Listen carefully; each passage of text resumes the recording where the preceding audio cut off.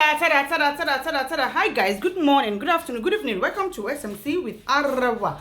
My name is Arawa. I welcome you to my channel. If you are new, you can click on that subscribe button, and also don't forget to on your notification bell so you can get notified whenever I drop a new video, so you can come and check it out. Also, this is a Yoruba and English channel, so thank you once again, guys, for joining me. Thank you for your love. Thank you for coming back to this channel. I really appreciate every single one of you guys. Thank you so much for your love. Really appreciate you guys. Don't forget, for any of your advert support or donation, or for any discussion whatsoever, my contact is my contact is going to be on the stream, or the comment section below. And do not forget to follow my TikTok account, which the link will be dropped and pinned in the comment section area. Just click on it. It's going to take you to TikTok. When you get there, follow it. So you can that is where you're going to see my see my face. I'm going to go in live there, and constantly. So I need to up the followers before I can start doing that. So you guys, teba feri arewa yoluju arewa oju loju arege o gege oju mo joju arege o mo ugly baje. Anyways, go and join my TikTok. Thank you very much, guys. So let's quickly get into today's video. I want to talk about two things, Abike, but then it's going to be too long, so I'm going to make another podcast for that, to analyze that one. So let's get into it.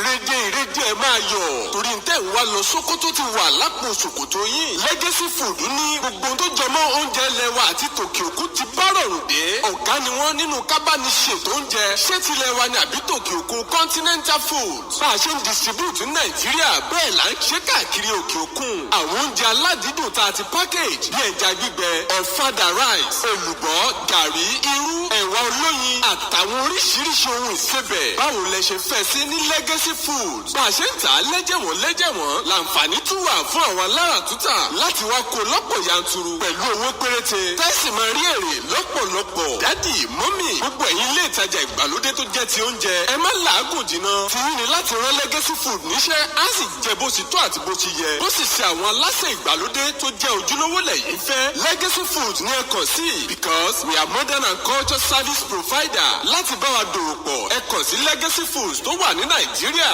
Lake Holland International Limited, Mesa Village, Kọ́bápẹ́, Abẹ́òkúta, telephone 0902-022-5804, tàbí lórílẹ̀‐èdè Amẹ́ríkà ní Legacy Africana Market, 671 Bay Street, Staten Island, New York, 10304, telephone +192-935-35385. Ní Legacy Foods, we set the legacy. The issue of Mohbad, a new development is out. His father made a video. Quickly watch the video. Hello, brethren. I've been hearing say maybe some people want to go and carry Mohbad body. Please, when this boy dey alive, it's my son. When he still go, he still retain my name. Nobody should go there to take his body. Please, I beg you, people. I beg everybody, or every one of you. If they want to do anything there, I will be the one to authorize them. Nobody should go and carry Mohbad body from there. I beg everybody, please, Nigerians, help me chat on them. Nobody should go there, because the judges was saying we need justice for Mohbad, and people now say they want to go and bury. After bury, what will remain now? Let this justice take place first, and the rest of things we're supposed to do. The DNA is necessary. That's it. Video of Baba Mohbad, that is Mohbad's father, where he was saying that he heard that some people are planning to go take the body of Mohbad from the morgue, from the general hospital, and he said people should, whoever is planning that, everybody to speak up against that the autopsy result is not out, and that the justice is not served yet, and if they went to go and bury the corpse now, it's not like the case is literally finished. So that I think I saw a tweet of Bella Shmurda where he was talking about going to collect the corpse of Mohbad to give him a befitting burial, to lay the young young man to rest. Yeah, he's a man. What had to be more? So I'm not going to say guy, I'm going to say man. To let the young man, be perfectly put to rest. But since the autopsy result, the police has not answered all, and all the investigation, the inquest is still going on, blah blah blah. So taking the corpse to go and in my last postcard, I spoke about why the DNA, the autopsy result is not out at the moment. And in that video, Baba Mohbad talked about how will they get justice, and at the end of the day, even the DNA that everybody is shouting that they should do, that how would they do all that and stuff like that. Now, Baba Mohbad is not the one that came up with the issue of that DNA needs to be conducted. 100% Liam is his son's son. That is his grandson. He has no doubt about that. He has explained further on that when people started clamoring for DNA, that the people that are clamoring so that they should, DNA should be done, so that in the future, when his grandson, internet never forgets, when probably the boy is being bullied or being talked down or whatever, make jest of and stuff like that, he's going to bonafide said, I'm a bonafide son of Imole. Ipe abale, ipe tó bá dọjọ́ ọ̀la nísìnyí, bí wọ́n ṣe bí gbogbo àwọn fans òun kọ́ lòun bring up ọ̀rọ̀ DNA. Is not the one that started the DNA shenanigans. It is the public that started it. I think it started from the very dark man, I don't know, but then the public were the one that started the DNA stuffs. I think Auntie Kem came as well. So like many fans started jumping on it and said, yeah, DNA of Liam should be done, even though I don't think it's necessary or whatever. I don't know why Liam's name is even coming into this conversation to start with. And the inquest that they keep going, I don't like the fact that that boy is being taken to the court. I mean, why are they bringing Liam to the court? They will sit for 4-5 hours in the court, and then why are you bringing the young man, the young boy, into such environment? I was against the way Mume and Mohbad's mother takes Liam along to the inquest meeting and the court. I don't like that. I don't think it's ideal, but that's just my own personal opinion, which you don't necessarily need to accept or concur with me anyway. Now that support pé kí wọ́n ṣe DNA, òun authorize it, so that tó bá dọjọ́ iwájú àbí ládùúgbò tó máa sọ pé àwọn àlè lọ́mọ ẹ̀ tó kú kíníkan result máa wà ní gbogbo àgbálá ayé pé wọ́n ṣe DNA ọmọ òun ni o. So òun náà ṣe kíni, òun náà accept pé ó authorize pé kí wọ́n ṣe DNA, torí tó bá dọjọ́ ọ̀la tó máa fi máa bú òun àbí bú ìdílé àwọn àbí nǹkan kan bẹ́ẹ̀ yẹn, DNA tí wọ́n ṣe sí tó jẹ́ kí gbogbo àgbálá ayé lórí result ẹ̀ máa bá lè prove otherwise. So you understand, which is understandable. I literally feel I comprehend, and like I feel his point. Again, personal opinion, you don't need to follow that. I understand and I supported that opinion of his. To the internet never forgets. It's in that nothing about DNA. Kí wọ́n kúkú ṣe. Bàbá náà ló lè authorize pé kí wọ́n ṣe DNA. So bàbá ní pé yes, kí wọ́n ṣe gbàtí gbogbo tí ń pariwo DNA. So kí wọ́n ṣe but tó bá pé àwọn lásán ni àwọn wà interested because ọmọ àwọn ni. Ṣùgbọ́n gbàtí gbogbo àwọn èèyàn tí ń pariwo in the public àtàwọn fans ẹ̀, okay, òun authorize ẹ̀ kí wọ́n go for it. Àti wípé gbàtí gbogbo tí ń pariwo kiri yìí, ó lè dọjọ́ ọ̀la nídìílé àwọn kan máa fi máa bu àbí nǹkan kan bẹ́ẹ̀ yẹn, ẹ̀rí máa wà, ẹ̀rí tó jẹ́ pé kò ń ṣe pé àwọn nìkan náà máa ṣẹ̀rí yẹn, rí tó jẹ́ pé gbogbo àgbáńlá yóò máa wà lórí ẹ̀rọ ayélujára. So mo dey understand point Baba Mohbad. Now when I spoke about the family going to take the corpse, and then I was saying that pé kán lọ gbé òkú Mohbad tí bí general bóyá government ò tí sanwó fún general hospital làwọn yóò ṣe tí fún àwọn ọlọ́pàá ní result autopsy. Who knows? I mean, it is the government we are talking about. The fact that they are even coming into this matter, to me, I'm not expecting any like any quick response or positive towards this case. Like literally, government in rán wa tó tó yẹn náà, ni wọ́n rán wa tó tó yẹn náà now, you know. Again, my personal opinion. So èmi feel pé bóyá government ò ti sanwó fún general hospital ní àwọn yóò ṣe TV fún àwọn ọlọ́pàá ní result, ta ló mọ̀ nǹkan tó lè ṣẹlẹ̀ ní àbí kò ń ṣe government Nàìjíríà àbí ò ń ṣe government wa irú bò ní gbogbo wọn. Òun lèmi ṣe dálábàá, just a suggestion, pé káwọn ẹbí kí wọ́n lọ gbé òkú ẹ̀ kí wọ́n gbé lọ sí hospital èmi, bóyá private aládàáni hospital àbí àwọn hospital tẹ́ pé wọ́n specialize lórí autopsy, so that kí wọ́n sanwó.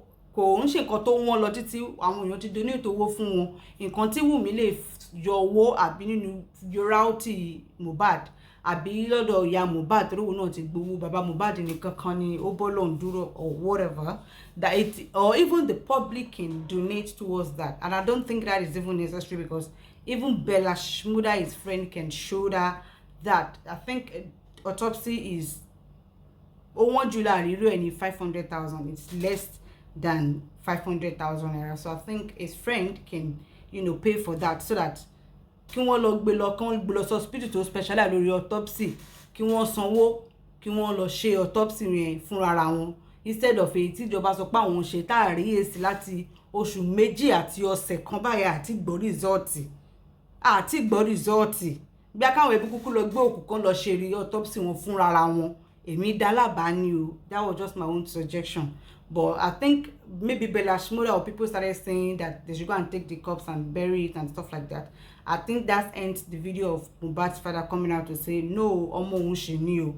And then people started criticizing him and said, oh, so you want justice, you don't want them to bury him fast, but you buried him, like you almost buried him in the night.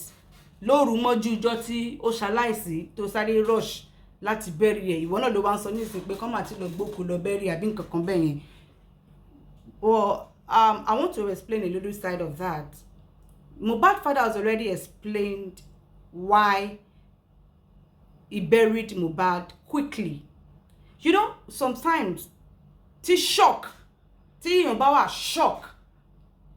máa ń da ọpọlọ yìí òrùn gbà mí tó jẹ́ pé èèyàn ní mọ bí tíyàn fẹ́ ronú sí, tíyàn ní ronú tààrà, because shock ni ikú ọmọ yẹn. Kò dẹ̀ sí òbí náà tó jẹ́ pé tí shock ò ní mú ní ọmọ ológo bẹ́ẹ̀ yẹn kó wá gbọ́ pé wọ́n ò pè ẹ́ pó sì ìgbà tó sì tó ṣe gbogbo ẹ̀ wọ́n ò pè ẹ́. Kódà ìgbà tó kú gan, ìyàwó tó fẹ́ tẹ́ lọ dànù ẹ̀ kò pè ẹ́ pé ọmọ yín ti kú o. Èèyàn ẹlòmíì ló pè ẹ́ tó wá ń wá. In fact, dáde wọ́n ní wọ́n dorí wọn grabaridi. Bàbá okú ọmọ ni wọ́n present fún bàbá Mohbad tí wọ́n ti fi òwú sí nímú, tí wọ́n ti gbá ìyọ̀lé láyà, wọ́n ti ṣe gbogbo tó ti bá èrò rẹpẹtẹ ní ibẹ̀. Imagine that. Òkú ọmọ ni wọ́n present fún bàbá Mohbad. Kí ni kó fòkú ọmọ máa ṣe kó máa jẹ ni? And ẹni tí ó bá ní experience nǹkan rí kò lè mọ bó ṣe ń ṣe. In his own mind, bóyá wọn kì í fòkú wọn tàràkà ní ilé tán ti wá. Apart from ìyẹn, ọmọ tó kú, ọmọ tó jẹ́ wípé tó tojú yẹ ẹ̀kú ni, kò ń ṣe òkú tó yẹ kí wọ́n fi ilẹ̀, òkú tó yẹ kán tètè sin ni, nítorí òkú ìbànújẹ́ ni, òkú ọ̀fọ̀ ni, òkú ìbànújẹ́ ni òkú náà. A níbo ni bàbá, ibo ni kí bàbá gbé òkú sí kó máa ṣe kó máa wòkú. Number one, he tried all his possible best because they called him late. Àwọn tí wọ́n ní wọ́n gbé lọ sí hospital pé ó dákẹ́ sí hospital àbí kankan, wọ́n gba hospital statement. Wọ́n ṣe kí ni? Ṣé báwọn tí wọ́n gbé lọ sí hospital ló yẹ kán gba hospital report, kí wọ́n ṣe kí ni, kí wọ́n pack, kí wọ́n gbé lọ sí morgue. Since wọ́n sọ pé he was pronounced dead in the hospital, I think they're supposed to leave him at that hospital. I mean, ó ṣà ní if someone dies at the hospital, there's a way the hospital process it. There's a way the office process it. Àwọn ẹbí lè gba òkú náà, or there's a way they will try to give them document or statement which it will be taken to the morgue. So I wonder why the Wunmi even took Mohbad from the hospital. They're supposed to leave him at the hospital where he was pronounced dead, so that the hospital will just from there, the hospital will take it to the morgue. They were able to get the statement and all that, but they didn't do that. They took the corpse back home. So when Baba Mohbad got there, it was already late in the evening. Èrò lórí kí ló ṣẹlẹ̀. Ó wọlé ó ti bó òkú ọmọ, òkú ọ̀fọ̀, òkú ìbànújẹ́. Tán ti fòwú di létí fún di nímú di ní gbogbo ara, tán ti gbúyọ̀ lé láyà. Èèó, òkú ọmọ ni wọ́n pè, òkú ọmọ ló bá. Wọ́n pè gbà tó síìkì.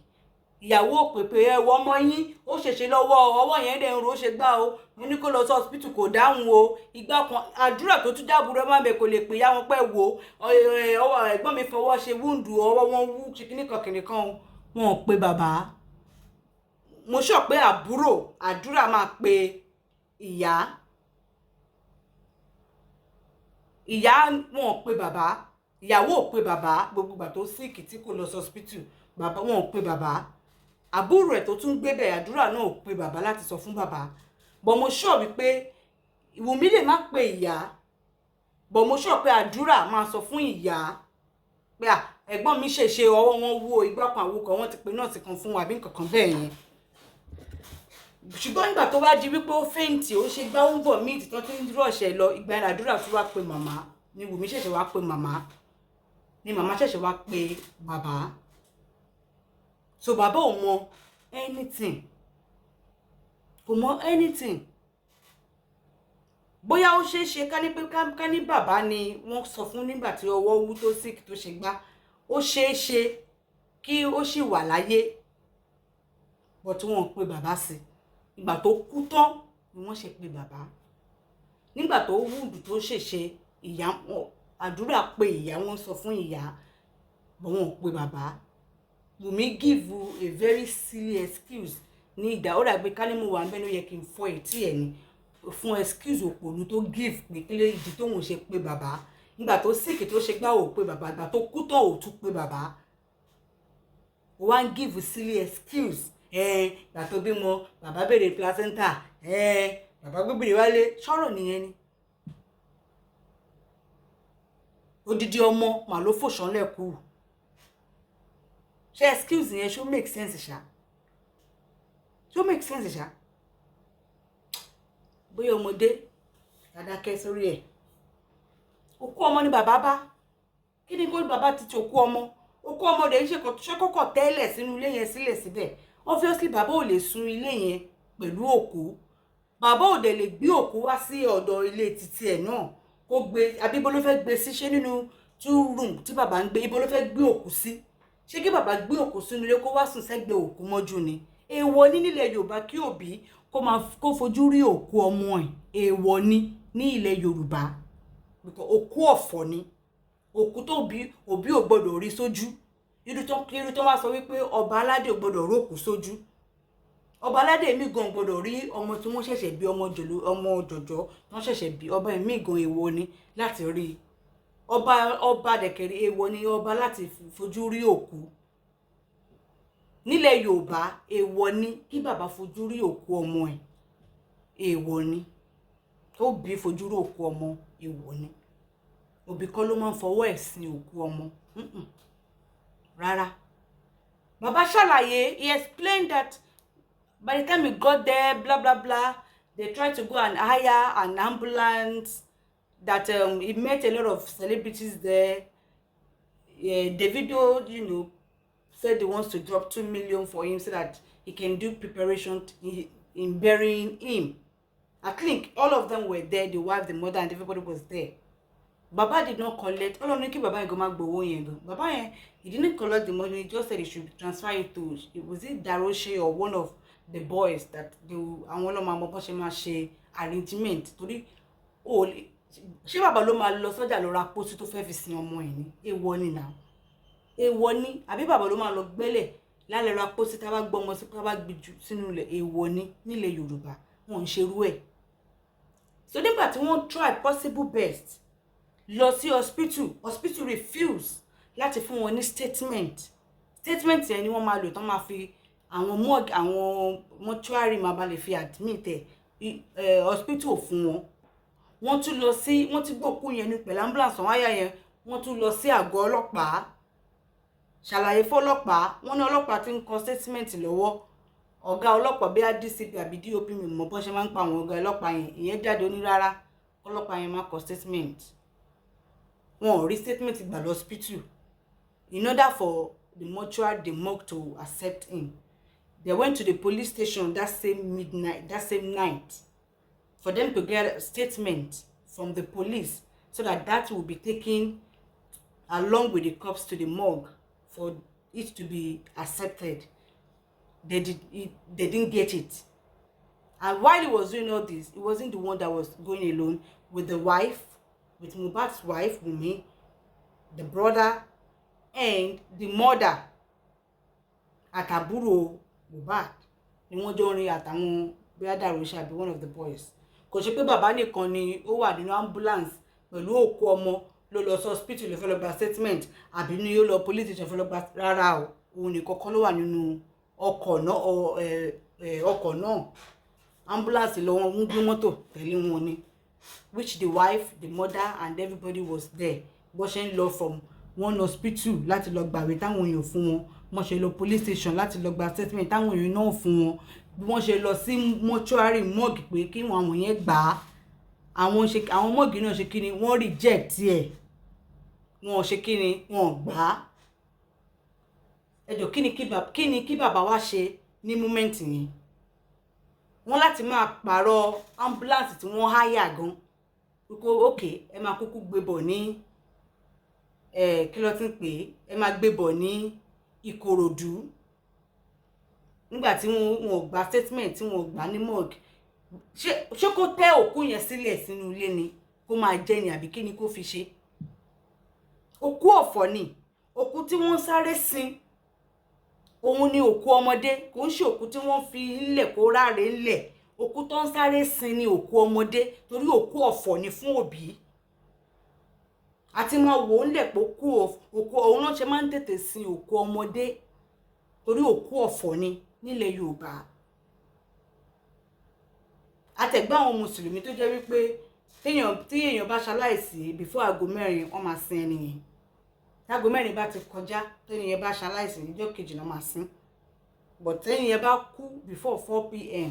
they will bury that person that same day. That is the Muslim, that is in the religion. In Yoruba land, when a child dies and the mother and the parents are alive, they quickly bury such person. Immediately they bury, because it is a taboo for the parent to be seeing the corpse, to see the corpse. It's a taboo. Òkú ọ̀fọ̀ ni ìdí tí Yorùbá ṣe máa ń tètè sin òkú ọmọdé ní tí wọ́n fi jẹ́ kó falẹ̀ rárá ẹsẹ̀kẹsẹ̀ ni torí òkú ọ̀fọ̀ ni. Kò ń ṣòkun tí wọ́n gbé kiri tí wọ́n gbé sílé tí wọ́n embalm. Kò ń ṣòkun tí wọ́n gbé sínú ilé tí wọ́n embalm àbí tí wọ́n gbé lọ mọ́ṣúárì tó lọ 5-10 days or 1 month kíní kan bẹ̀ wọ́n tó sin rárá òkú ọ̀fọ̀ ni. Ní Yorùbá ṣe máa ń tètè sin òkú ọmọdé tó bí bá ṣì wà láyé. So ìgbà tí wọ́n lọ gbogbo everywhere tí wọ́n rí statement tí wọ́n rí kankan mọ́ọ̀gì ò gbà ibo ni kan wá gbòkú sí. Wọ́n dẹ̀ sọ okay bóyá ká lọ sí ilẹ̀ tó ní wọ́rà ní Ìkòròdú tí gbogbo wọn dẹ̀ agree okay ẹ máa gbé bọ̀ máa lọ ṣètò sílẹ̀ níbi tó máa sin sí bí àkàkú kú sí nígbà tí gbogbo àwọn ọ̀gbà ní mọ́ṣúárì ọlọ́pàá fún wa statement gbé hospital náà fún wa statement ọ̀gbà ní mọ́ṣúárì ibo ni ká wá gbé òkú sí ṣé ká máa wò níran àbí ilé wo ni bàbá Mohbad ní tó fẹ́ gbé òkú ọmọ sí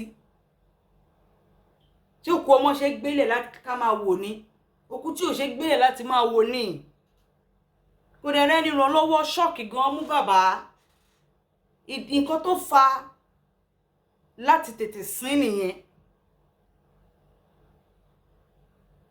That was the reason why he quickly buried the burial was fast. In Yoruba land, when a child dies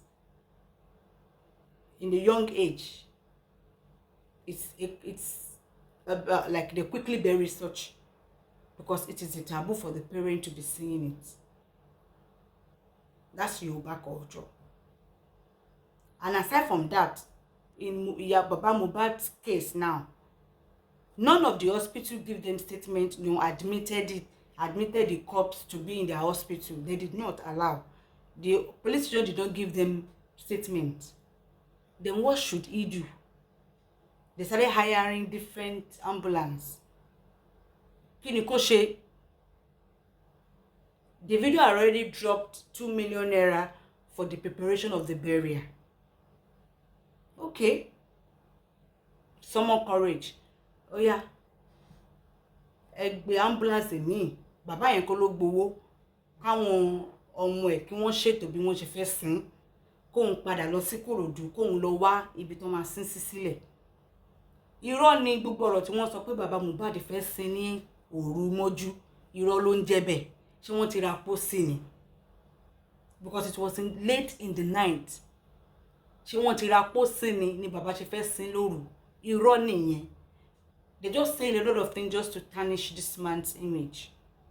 He has the reason why he quickly buried it. So he has every right to quickly bury his son if he wants to. He is his son.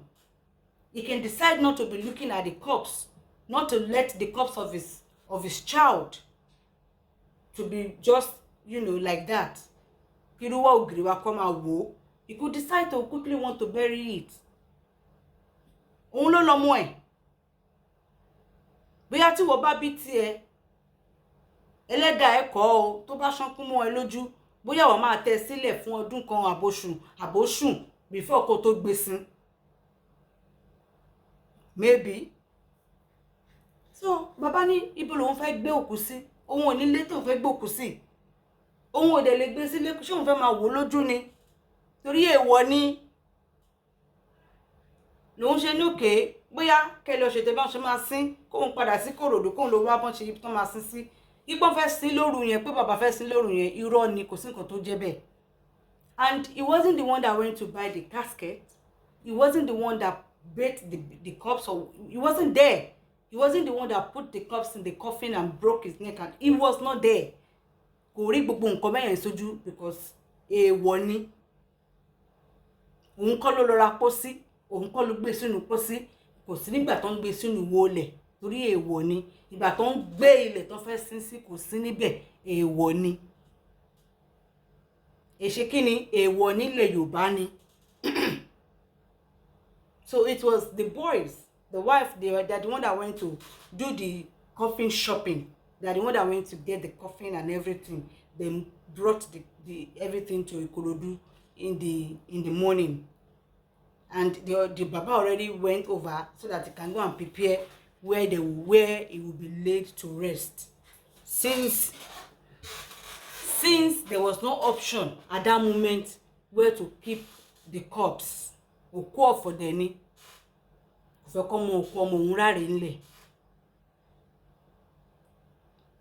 not knowing that the general public will want to be interested in the fighting for the justice. But at that moment, shock and gbogbo wàhálà tí wọ́n ṣe, ìbínú lásán pé ìgbà tó mọ okú ọmọ lòun bá gbogbo bí tí wọ́n wá ń gbé lọ láti lọ gbàwé kan fi gbé dání, wọn kò séyìí tí wọ́n rí gbà tó ṣeéṣe. Kí ni kí bàbá ṣe? Ṣé kó gbélé sínú ilé kó máa wò kó máa sùn kó máa jẹ pẹ̀lú òkú ni? Ìwọ kò lè ṣe bẹ́ẹ̀. Òun ló ṣe tètè sọ pé òkè bóyá ká kúkú tètè sin. Then wọ́n dẹ̀ máa fight for justice lọ tó bá sin tán. Òun kọ́ ló lọ ra pósí. Irọ́ ni pé ó fẹ́ sin lóru, irọ́ ló ń jẹ́ bẹ́ẹ̀. Kò sí nǹkan tó ń jẹ́ bẹ́ẹ̀, it is a lie. Let's move on. Tonto Dikeh was part of the people, was the one they posted and said, give us Mohbad for a befitting burial. We are tired of your carelessness and slowness. If no one speaks, I will. I have invested too much I have invested too much of my emotions, my time, and my love not to see this justice go through. Like Queen says, give the police more time. Honestly, we have given you all more time than necessary. This is not a case to be swept under. We want justice. Give us the body for a befitting burial. Tonto Dikeh, please, you have no right to ask for the body of Mohbad to go and bury. You have no right. It is his father, his parent that have right. His father, Mr. Aloba, is the one that have the right to go demand the body and to go and bury. You have no right whatsoever to go and demand the body that you want to go and bury, that you want to go and do the burial. Like, who are you to even say that? Who are you, please? Who exactly are you? Instead of you to shout for them to bring out the autopsy result and the rest of it, you are saying they should give you the body to go and bury. Who are you? You have no right to lay claim to the body for burying. You have no right whatsoever. You're just using it to chase clouds up and down. Come on, let's put no sorrow. Mr. Ibu is on the sick bed. I've not seen you posted about it or say anything about it.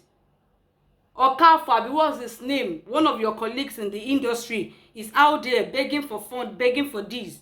You have not done anything whatsoever in regards to those ones to post about them or to say something about them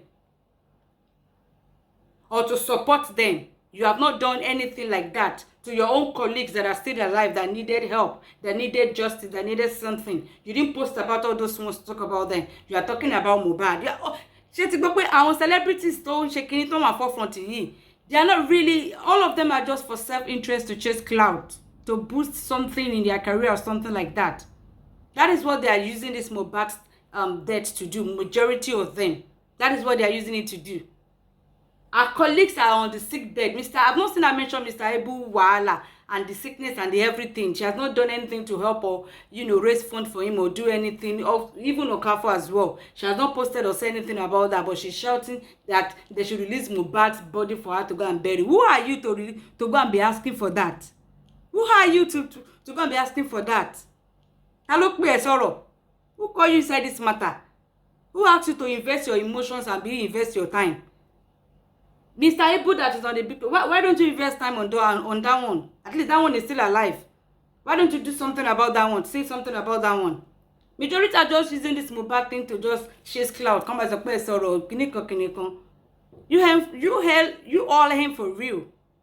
Like really, you him for real at all. A lot of you are just using it to chase cloud or to boost. Suddenly you have done APC. Come as a people no sorrow.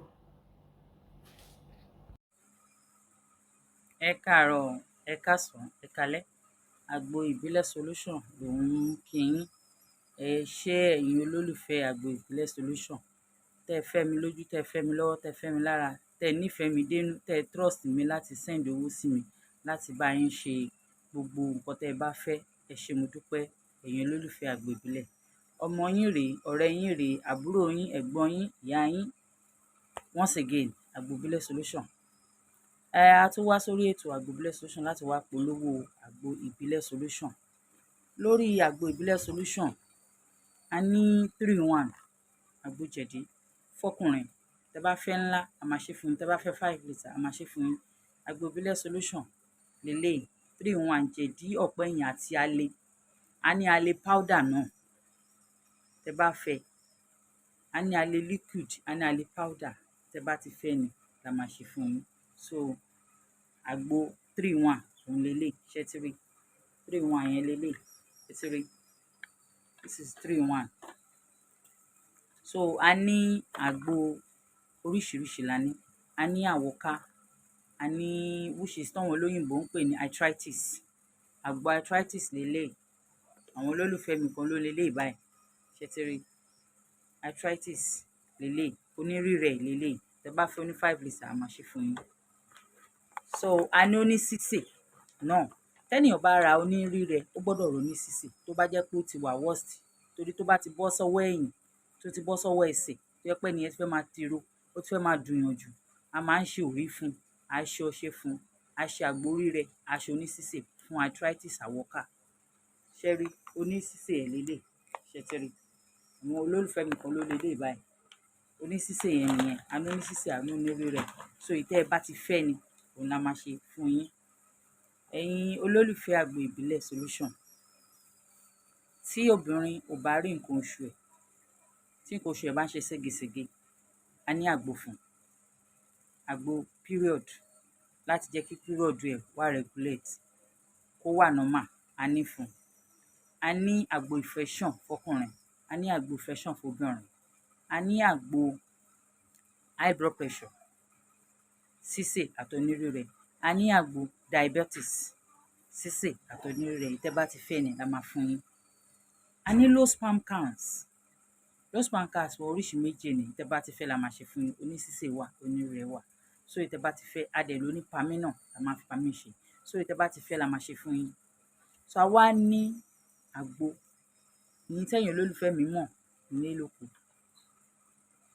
fertility treatment wà very very important lára obìnrin this is our fertility treatment mi ì tí yí padà yan ẹ̀yin olólùfẹ́ mi ọwọ́ tá ṣe ń lò náà la ṣe ń lò fertility treatment this is part of that fertility treatment as well ẹni tó bá ti rà rí àmọ́ a ní fertility treatment fóbìnrin tó ń wojú ọlọ́run tó fẹ́ conceive a ní tó dẹ̀ ń ṣe period because ẹ lè lo fertility treatment kẹ́ má ṣe period ẹ gbọ́dọ̀ ṣe period kẹ́ tó lo fertility treatment tí period yín bá 6 ẹ gbọ́dọ̀ lo nǹkan tí period máa fi wá ná kẹ́ tó lo àgbo fertility so ẹ̀yin olólùfẹ́ mi ẹ kàn sí mi tí ẹ bá lè rán dádì wá ẹ pè mí fúnra yín ẹ explain àjọ share ìfẹ́ tajọ ní fúnra wa àjọ help ara wa ẹ̀yin náà dẹ̀ lè help èmi náà lè help yín á wà fúnra wa fún ni so a ní nǹkan lóríṣiríṣi tẹ́ bá fẹ́ a ní ọṣẹ ìwẹ̀ òun ni mò ń lò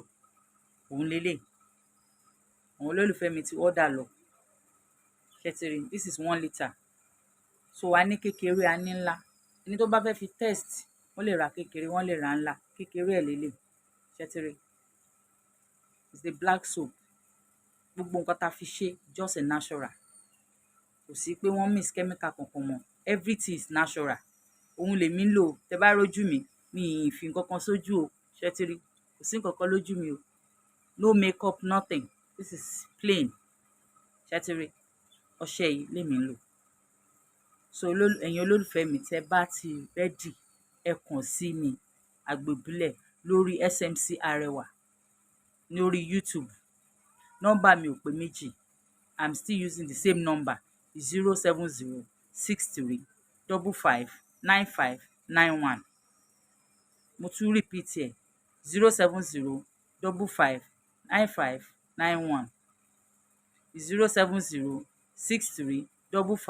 07063559591 nọ́mbà mi nìyẹn a wá ní òrí fún àwọn ọmọdé tírun wọn ń já àbáwọn àgbàlagbà tírun wọn ń já tó jẹ́ pé gbogbo iwájú orí wọn torí wíìgì á ti já lọ ẹlòmíì iwájú irun ẹ̀ máa ń já torí òtútù a ní òrí yìí fún ṣe rí òrí yìí tá bá ti fi pa ó ṣiṣẹ́ gidi àwọn olólùfẹ́ mi dẹ̀ wọ́n ń béèrè sí lẹ́sẹ̀kẹsẹ̀ náà ń béèrè sí ìta ní àti tààtàn àṣefẹ́ ṣe ànádà wọn ni tẹ́ bá order ọjà lénìí tẹ́ bá send owó lénìí ọ̀la ọjà yín máa ti ready and dílé ọjà so anything tẹ́ bá need ẹ pè àgbo ìbílẹ̀ wà fún yín so a tún ní sweetener fún ẹ̀yin obìnrin tó yẹ pé ẹ kì í feel sex tó máa fọwọ́ kàn yín ara yín ò ní fi bí àwọn dádì wa dẹ̀ ló ń fọwọ́ kàn yín débẹ̀ ni o bẹ̀tà ní nǹkan tá máa fi help yín tó yẹ pé táwọn náà bá ṣe á dùn mọ́ wọn á dùn mẹ́yìn náà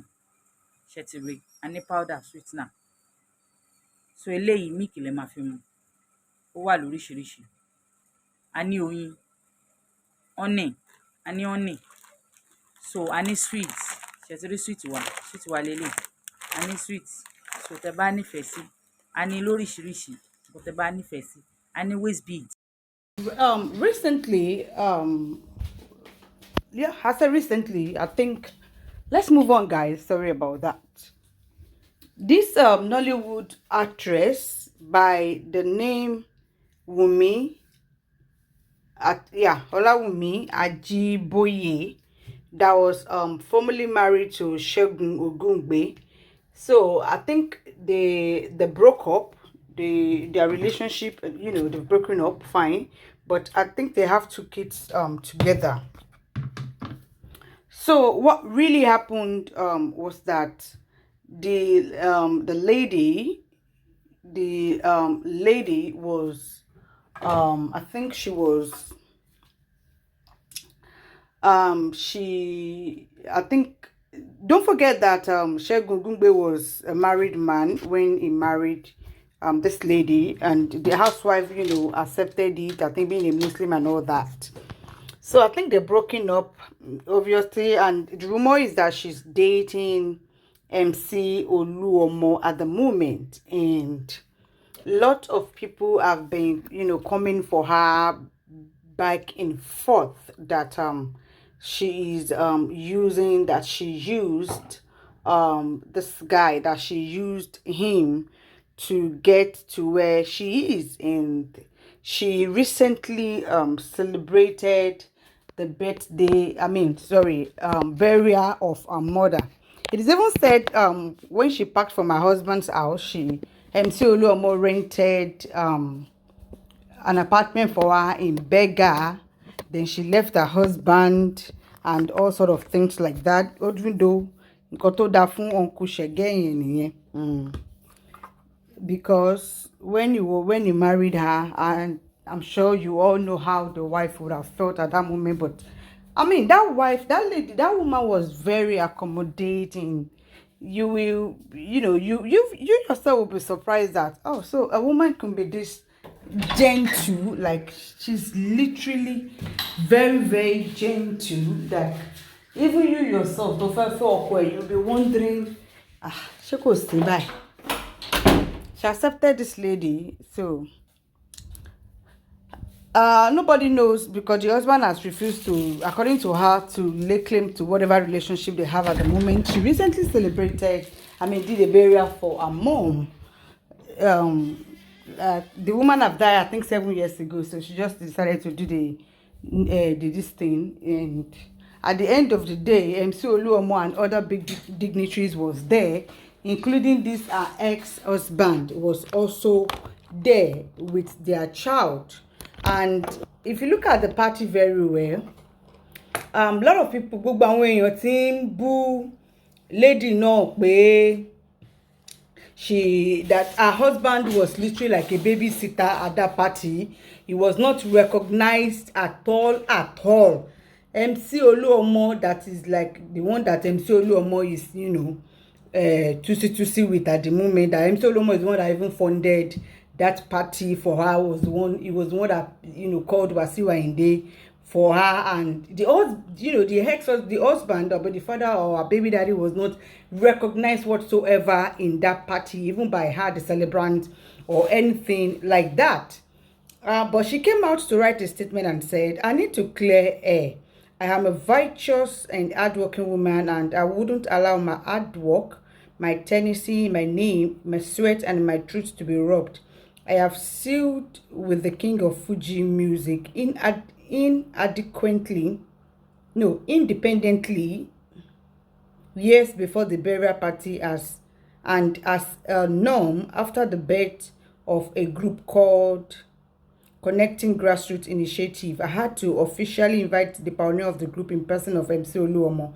I can categorically say that I have never had any romantic relationship with him prior or during the party I just had. It took me 7 years to give my mother a final befitting burial, which I am proud to do solely. The philanthropist gave me money to support in the presence of the committee a day to the party. Group members can testify.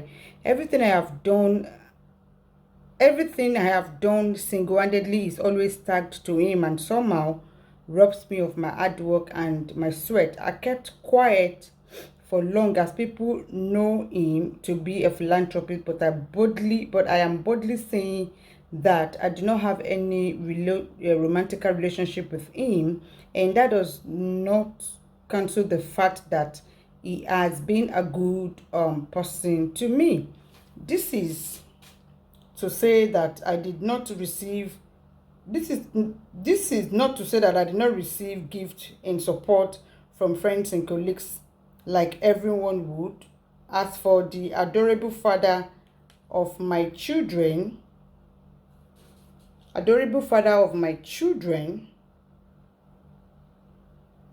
sorry, who has refused to say a word on our relationship status, and I decided to respect his opinion. But when I see the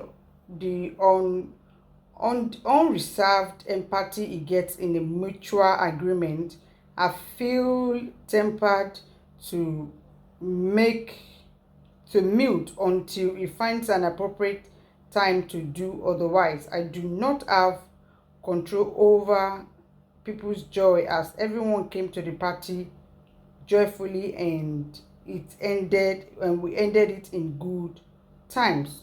Once again, I appreciate anyone who has showed me concern, called me, and told me not to say a word. I'm very sorry I disappointed you all, but I refuse to be robbed of my hide. I refuse to be robbed by false news and rumors. So the rumor is that she's dating MC Oluomo now, left her husband. That one has rented house for her. She did her mother's burial. MC Oluomo funded the party. The husband was there, but he was more like a babysitter. He was not recognized. Even when they were spraying money, Wasiu Ayinde did not even, hail him or anything like that. It was basically like the husband was like a goat, like a ghost in that party. He was not given any respect whatsoever. The MC Oluomo was one that was all over the place. But the husband was like an errant babysitter boy in that party. He was not recognized whatsoever. So people have been showing a lot of empathy to the guy that this girl used him and all that, blah, blah, blah. When she came to the industry, yeah, it was Segun Ogungbe that helped her and all that. I think she needed fame, so she got close to him and they started dating and then get married and have kids and stuff like that, even though it was a married woman. So she was saying, everybody's saying that she's a user. She used him to get to the limelight, and at the end of the day, this is what she's doing to him. To me, èmi rò pé ìyàwó tá a bá fi ijó fẹ́ ni, tá a bá fẹ́ lójú ijó nàbí tá a bá fi ijó fẹ́, ijó náà ló máa lé, àbí báwọn ṣe máa ń pòwe yẹn, má bínú o. To me, I don't see anything wrong in what happened at that party. To me, I don't say anything wrong, because these people are separated, for crying out loud. So she can decide to date anyone or sleep with anyone. That's a cup of tea. And the husband, yes, he should attend that party. I mean, that is the mother of his children, so he should be present at that party. Now, the question of him not getting enough recognition, I mean, that's a story for another thing. But in Koto Dafun Uncle Shegenoni, I'm sure the first wife will be laughing at him now. When you did it, when you brought her to me, Shebi, you know what I'm going through. Now you are expressing what I went through. So, Uncle Shege, ẹ má bínú, ẹ làkẹ́ fún mi lò. Time yín ẹ làkẹ́ fún mi lò. Ele ti bono, ẹ làkẹ́ fún mi lò. Ẹ má bínú. Ẹ wá dàbí errand boy ní party, ẹ wá babysit ọmọ. Ẹ tún náwó gan wọn kì í, wọn ti recognize wa tí ò ti ẹ̀ kí rárá. Ó ga ọ, ẹ bá ti jókòó sílé yín, ṣùgbọ́n kò yẹ kẹ́ ẹ jókòó lé náà torí ìyá ọmọ yẹn ni ó dẹ̀ ń ṣòkú ìyá ẹ̀. Ṣé kẹ́ wà ní débẹ̀ ni ó normal kẹ́ débẹ̀, ṣùgbọ́n wọn kò recognize yín ni wọ́n fún yín special recognition gẹ́gẹ́ bí ọkọ oní nǹkan àbí ex-husband oní nǹkan. Anyway, àmì ọmọ kan táwọn èèyàn rojọ́ lé lórí ọ̀rọ̀ yìí o, nǹkan tó jú wá lójú rí lógun Ṣẹ́gun Ògúngbègbè o.